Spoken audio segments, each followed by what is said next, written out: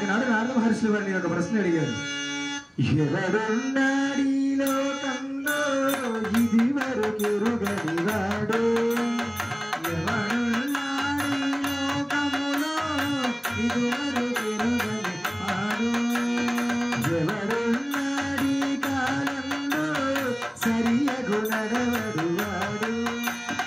ఎవడున్నాడీ కాలములో సరియగు నడవడు వాడు,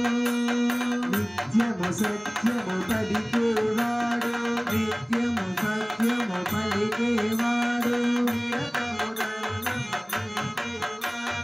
నిరతము ధర్మము నిలిపేవాడు, నిరతము ధర్మము నిలిపేవాడు,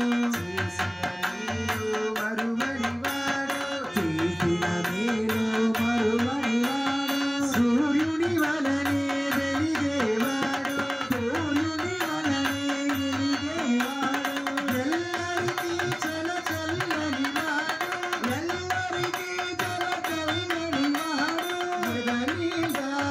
దయగలవాడు, ఎవడు ఎవడు ఎవడు. అప్పుడు నారద మహర్షులు వారు ఇలా సెలవిచ్చారు. ఒకడున్నాడీ లోకంలో ఓంకారాన్ని సరిచూడు, ఒకడున్నాడీ లోకములో ఓంకారానికి సరిచూడు, గతులమున ఈ కాలంలో జగములు పొగిడే మునగాడు, నిలకులమున ఈ కాలములో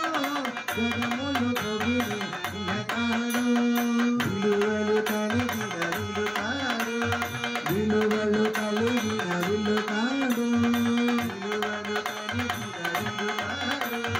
విలువలు కలిగిన విలుకాడు, అలుసు గుణాలకు చలికాడు, జగని జగముల నెలరేడు, జగని జగముల నెలరేడు, మాటకు నిలబడు నిలరేడు,